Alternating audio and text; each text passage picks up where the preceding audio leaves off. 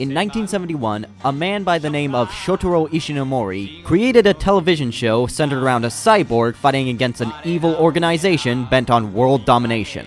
This cyborg, aided by his technologically advanced motorcycle, was named Kamen Rider, and he would go on to start one of the biggest franchises in Tokusatsu history. The original series lasted for 98 episodes and spawned annual sequels and specials throughout the Showa era of Japan. That is, until 1989, where the series went into hiatus after the finale of Kamen Rider Black RX, left in the silence of the night with only 3 movies made at that time. Then came the dawn of a new millennium. Toei, the owners of the IP, decided to bring back the series for a modern audience, spanning a resurgence to the franchise that continues to this day. And it all started here, with a new hero, a new legend. This is Kamen Rider Kuuga.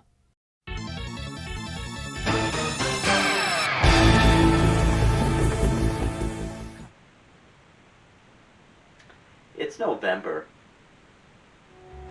If any of you remember, I took a look at the original Ultraman back last year around this time. And after doing that video, I thought of talking about Tokusatsu a yearly thing. Mainly because of 2 reasons. The first being that the original Ultraman review I did is doing it's doing really well. And secondly, well, I can't think of any good Thanksgiving specials besides, like, Charlie Brown.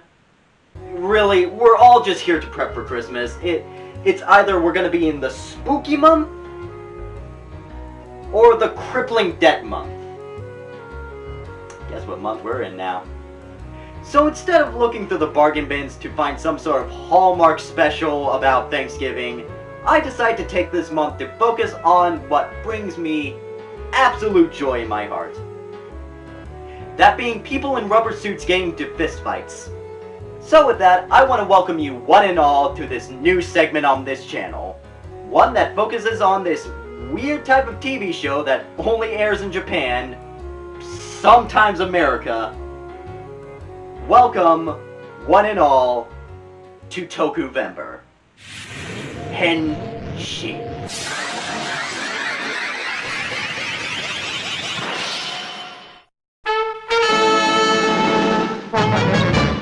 Kamen Rider Kuuga was written by Naruhisa and ran from January 30th, 2000 to January 31st, 2001. The story itself starts with a bunch of archaeologists who are currently excavating a tomb that they recently found. And like most archaeologists that aren't Brendan Fraser and Harrison Ford, they don't last that long. Ooh, nasty. So now an ancient evil known as the Grongi are loose in Japan. But who cares about that? We got a protagonist to introduce. This is Yusuke Godai, the self-proclaimed dream chaser and man of 2,000 talents like juggling and stomp. Look man, this was the early 2000s. That should be the style of the time. Yusuke is visiting his hometown to visit his friend Sakurako Saratari, a researcher studying the ancient text of the tomb using her nifty 2000s computer.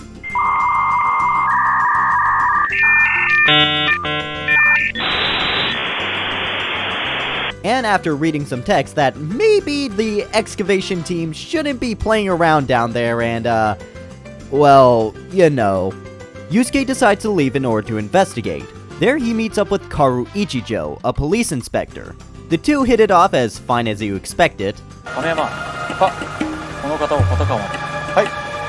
And Yusuke gets booted off the premises. But not before he gets a nice glimpse of a fancy belt. But funny enough, Yusuke and Ichijo meet up again. This is because the police needed Saratari's help in order to uncover what the heck just happened, and Yusuke decided to tag along. While the three discuss over the footage they found, we cut to a different place to see this season's first ever monster. And it's literally Spider-Man.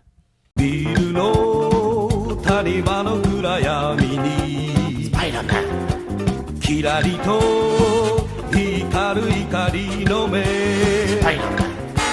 So Spider-Man decides to crash his way into the police station, the same station that Yusuke is residing in. And after seeing this monster go to town with the entire police station, and getting a vision of someone doing Jukata, Yusuke decides to take action and wear the fancy belt. It is after that where he gains the ability to transform into Kamen Rider Kuuga. And with this newfound power, he decides to take on the evil Spider-Man one-on-one. And he does... fine. But it's not until Ichijo shows up where Kuuga starts getting an upper hand. And after Kuuga kicks the monster into a building, seemingly killing him, the day is saved and the two ride off into the sunset with a big old thumbs up, ending episode 1.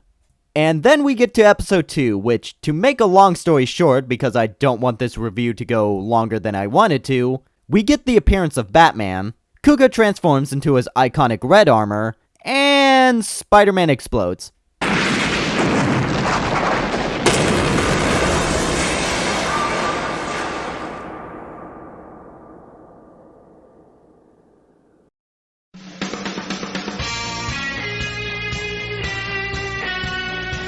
The reason I bring this up is because the majority of Kuuga's story is a two-part Monster of the Week, while also being an overarching story. Meaning one episode would start with the monster's introduction, and the following episode would show the monster's defeat. All the while, a story is unraveling in the background. And the majority of episodes usually revolve around characters talking to each other and is that blood? And then in the last 5 minutes, you might get a fight scene.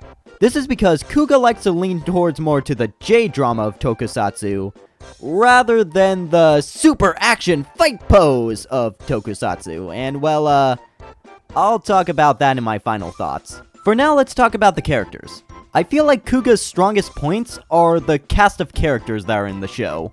They're fairly fleshed out and give the sense that these guys are actually people. Or at least really interesting people, with my two favorite characters going to the main lead Yusuke and Ichijo. To start, the one thing I love about Yusuke is that he's just optimistic.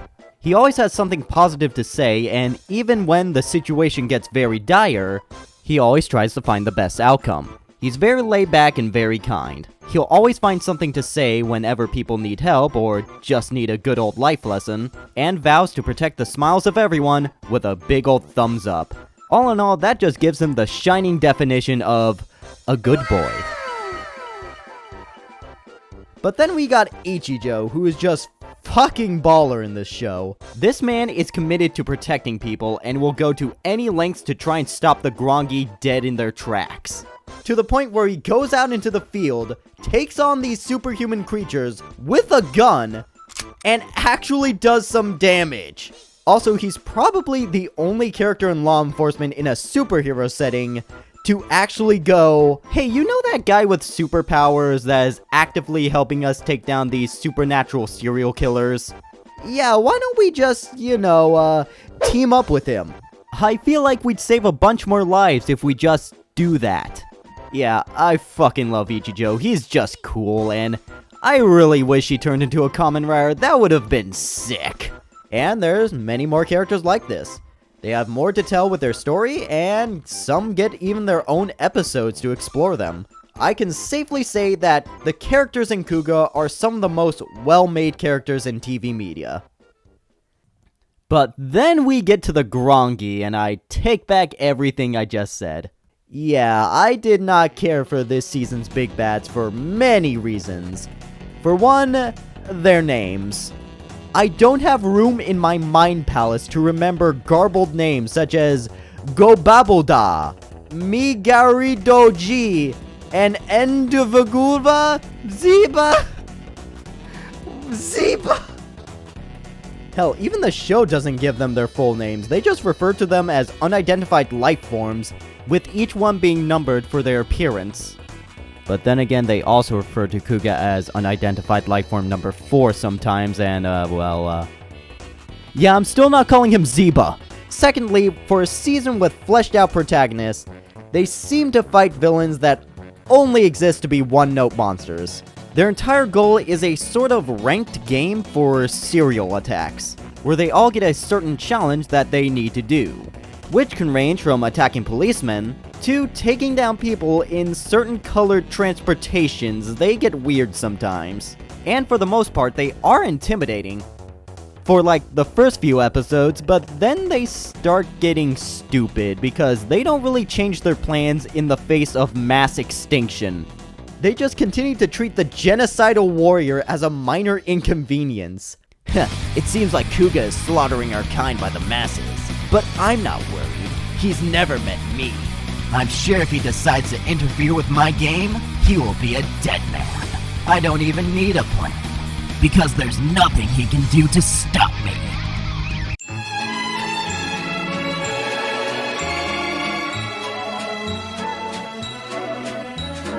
So yeah, the Grongi aren't really good villains. They're kind of like Saturday morning villains, but at least Saturday morning villains knew when their shit was getting kicked in.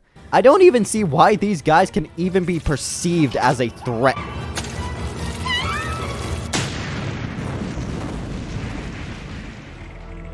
Okay, never mind. What the fuck is this? Oh! Let's talk about the tone of this season. Hey kids, you want to see a nice couple get decapitated?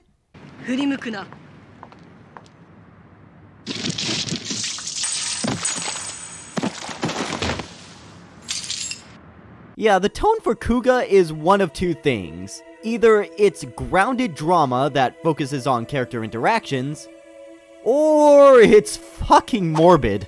I did not think that a children's show would have a high body count, and it's pretty intense of what they got away with. Just saying, if you want to watch Kuuga, then keep in the back of your head that this show was made in order to sell toys to little kids.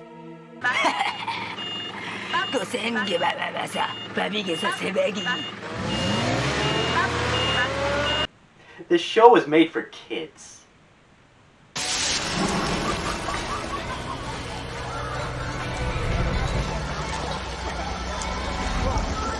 This show was made for children.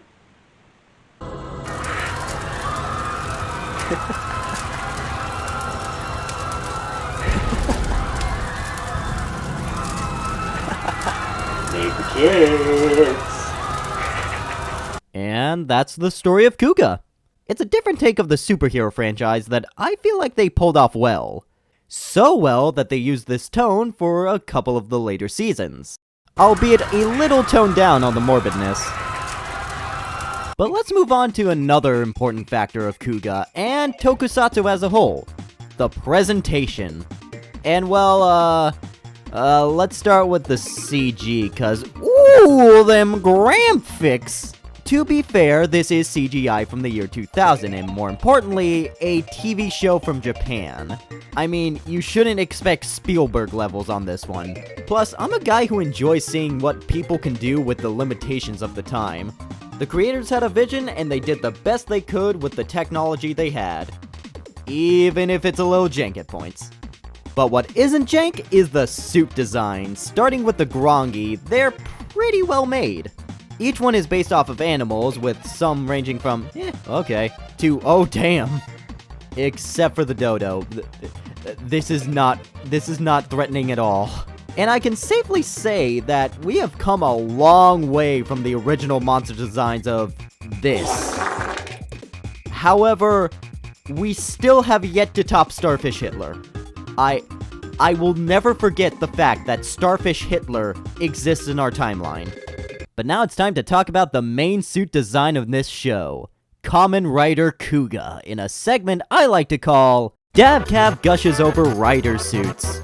To me, Kamen Rider suits are probably one of the best designs in Tokusatsu history, because unlike, say, Ultraman and Super Sentai, which have a tendency to blend in together, Kamen Rider for each season always seems to shake it up while still maintaining certain elements so not to stray away from the source material. For the most part. And as for Kuuga, I like what they were going with. What I like about the Kuuga suit is that it's kind of a bridge between classic show designs and the later Heisei designs. Sort of a good transition suit. It also helps that he gives off an ancient warrior feel with the upper body armor, but at the same time also doesn't feel out of place when he's riding a motorcycle. Speaking of armor, Kuuga also has armor changes that change his design, abilities, and weapons. One of them being an actual gun! And even though Black RX introduced the idea of form changing, Kuuga expands on it by introducing what would become staples of every rider show after. That being the upgraded and super forms. They're used in a way to show the progression of power, which is one of the core themes of this show. To start off, we have his blue form, which is a jumping form, purple form, which is a sort of tank sword form, and green form, which, did I mention it, gives him a gun! And each of these forms has a rising form, which just gives a gold streak to the original, but damn does it look good. And it also gives him a shin guard, which represents that he can now...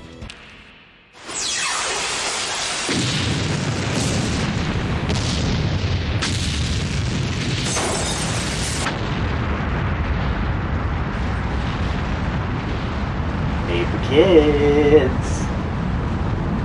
And then there's his ultimate form, and oof, that is a final form if I've seen one. It's a shame that this suit only appears on the last part of the show because the jagged, almost muscular design with the gold and black coloring makes the suit pop out and gives it a menacing, powerful look to him. So yeah, this is a really good design for a final form. And it's better than the ultimate rising form he gets from Kamen Rider Decade. Just... ew. Get it off the screen. And that's it for the suit designs, so let's move on to another aspect I'd like to talk about. The music. The first notable tracks to talk about are definitely the intro and outro of the season. Starting with the intro theme, which is aptly named Kamen Rider Kuuga, we get a sort of mythical rock song that's all about growing in power and protecting the ones you care about. And that theme gets even more clear when you get to the chorus.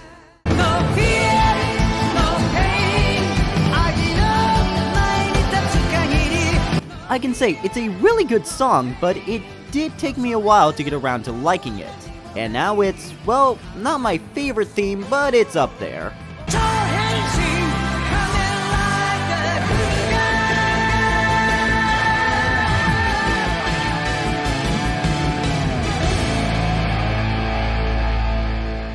And now we get to the outro, named Azurora ni Naru, or Into the Blue Sky if you're not a dirty weeaboo. It's a laid-back tune all about taking a moment to relax and know that everything is going to be alright in the end. It's very uplifting, helped by the clips of Yusuke just, well, relaxing. And I do kind of enjoy it. It may not be one that I would listen to a lot, but it's still a great song. And what's interesting is that both songs represent the main protagonist Yusuke, with the intro representing his will to grow stronger as Kamen Rider Kuuga and protect the people he cares about, while as the outro represents his calm and optimistic worldview. It's stuff like this that really adds to this show's quality that you don't really see in other shows. And all in all, I think it's pretty cool.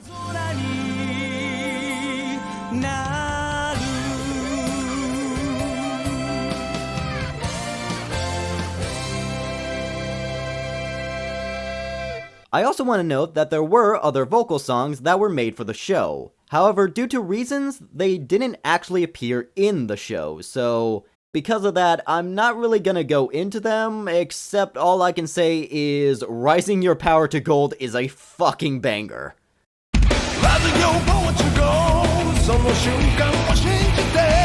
I don't know what they're saying, but it sounds cool! There's also another thing I want to talk about, and that's how Kuuga, and systematically other rider shows, seem to get right that other shows or movies in the genre don't seem to get. Let's start with a little game. I'm gonna play you a song, and I want you to guess which action show and or movie this is from.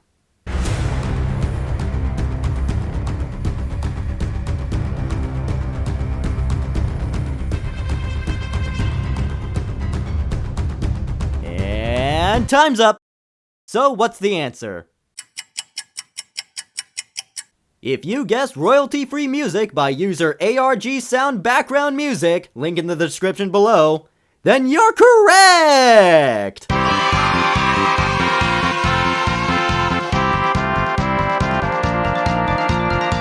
a lot of shows and movies are now starting to sound, well, just like this, with no real identity to them. But then, there's Kuuga's soundtrack.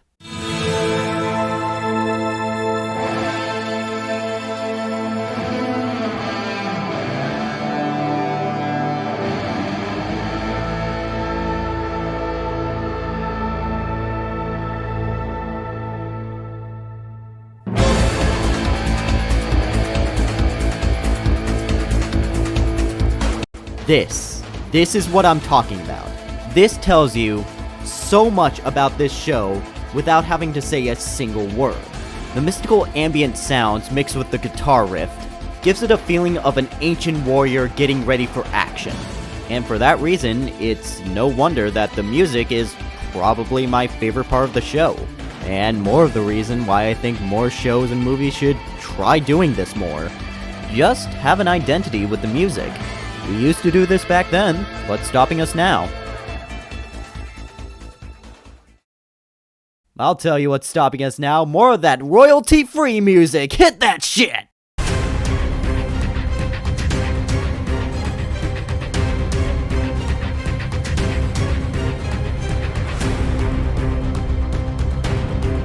And that's Kamen Rider Kuuga. What's my final thoughts on it?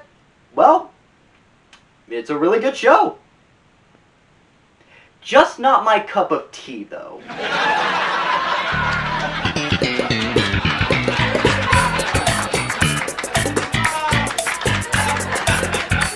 When it comes to Toku or other superhero shows, I much more gravitate towards the campiness of something like Kamen Rider Franchise, rather than the more grounded shows, which is probably the reason I did not like CW's Arrow. That and because it was bad. But even then, I still enjoyed watching Kamen Rider Kuuga.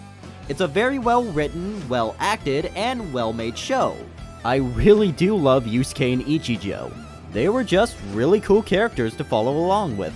And the presentation of both the suit designs and the music are top quality.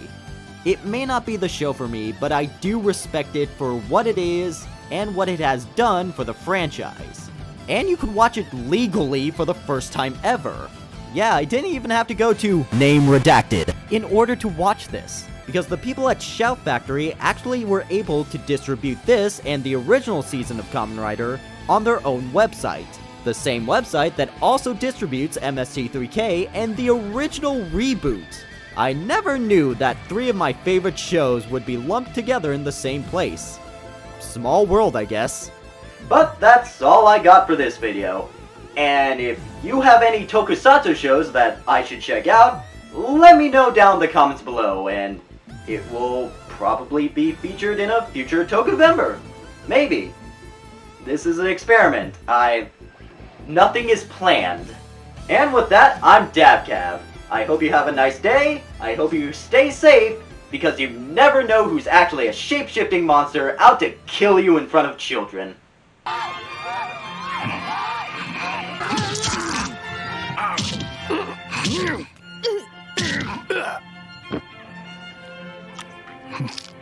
This was made for kids.